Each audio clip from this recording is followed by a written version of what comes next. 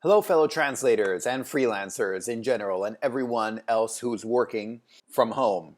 I feel like nowadays quite a few people are working from home, not only freelancers and translators, but a lot of people who work in offices are working from home, such as my wife. And she's working from home now because her company is having their employees take turns and basically work from home. And I know it's happening a lot throughout Europe, throughout Italy now. That's kind of the law in I think most of Italy by now, and all over Europe and in the U.S. they're doing a lot more too. And I know a lot of people are working from home. So I kind of wanted to address that. And this might be, I think this is good, for translators and freelancers, but for anyone who's working from home right now because this is going to be a new situation. A lot of people are thinking, "Woo, cool! I can work from home. That'll be, fun or whatever." Which, sure, you can play music or do whatever. You can work in your boxers if you want, but I kind of wanted to talk a little bit more about how you can turn this into an advantage for you. And so let me get into this a bit. Now, obviously, the reason we're here is bad. So I'm not trying to belittle that by any means or anything along those lines. But at the same time, I do think it's something that hopefully, especially if you work in an office at this point, that you can use this to your advantage over the long term. Because chances are, at least seeing what has been happening throughout East Asia, is that you're going to be stuck at home for a while, but then things will start to calm down, and then slowly you will be able to go back to the office, and then things will go back to how they were. However, I think if you play your cards right, you could actually turn this into an advantage for yourself. So why am I saying this? First of all, I work for myself, and so what do I know about working in an office? Well, I started off working in an office. I worked for a bank first, back in Switzerland, and then I worked at a market research agency, and then now, like I said, I have my wife who works in an office, and she has her team that she deals with, and I deal mostly with freelancers, but obviously I deal with vendors and other people who work in offices. And so I kind of just wanted to give my perspective a bit.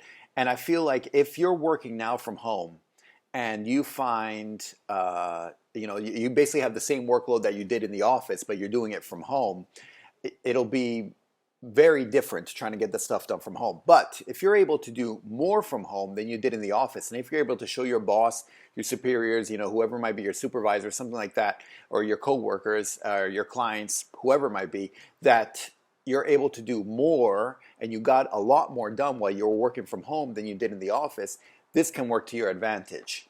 And so that's what I want to address a bit. Now, obviously, every situation is different, but it can work to your advantage because if you're able to do more while you're at home and then later you bring it up or your boss will bring it up or something, be like, "Oh yeah, you got quite a bit done. You got ahead of the curve and we're able to get all this stuff done." You can be like, "Yeah, I just find it easier working from home. There's fewer distractions and it's easier to get stuff done." Then a bit further down the line, maybe you can be like, "Hey, do you think I could work from home tomorrow? I just feel like it'll be easier to get all this stuff done because it's been harder to get it done in the office. I just think it'll be easier at home." And your boss will remember how you were very productive when you worked from home.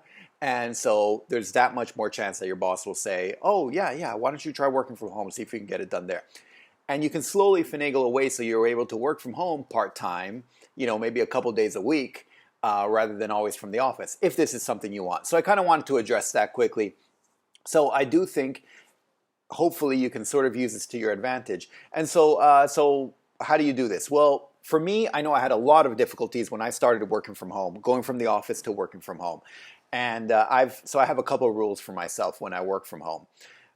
First of all, I sort of pretend I always have one of my bosses looking over my shoulder the whole time because I kind of need that because now you don't have a boss, so technically I could go dancing around and play music, or whatever, but then I don't earn a living.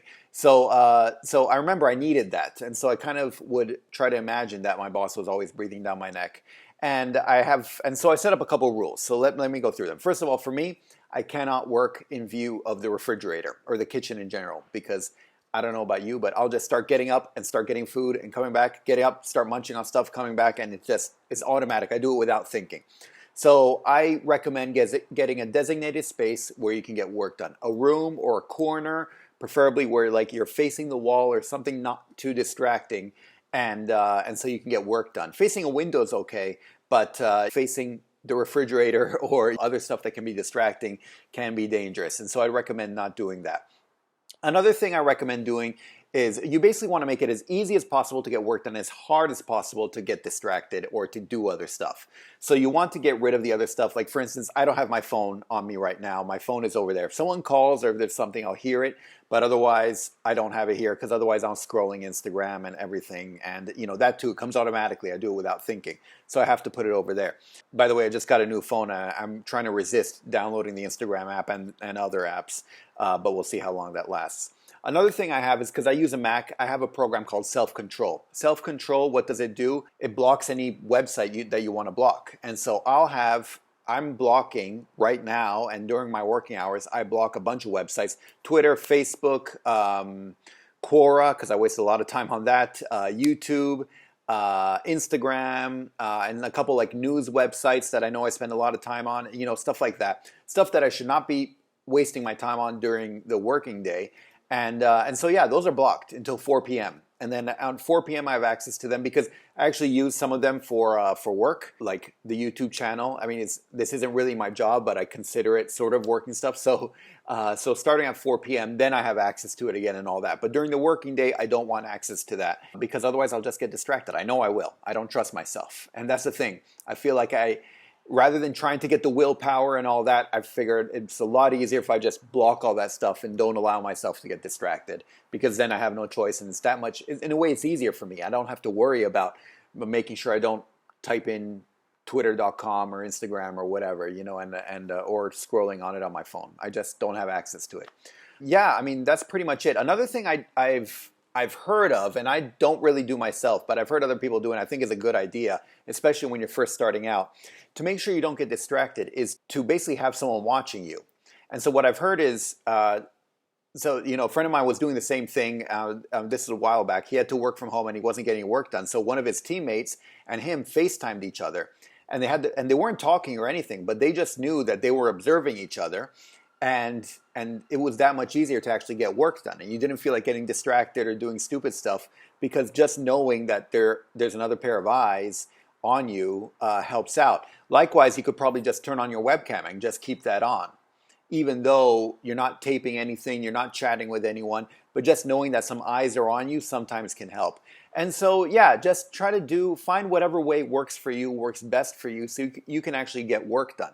Because if you can get quite a bit done here, and you not only finish your workload, but then you actually go above and beyond and you get ahead in your workload, then you start handing it to your boss. Your boss is like, oh, cool, you have all this stuff done. And he'll probably remark on it, or you can remark. But you'll be like, yeah, I found it a lot easier to work from home.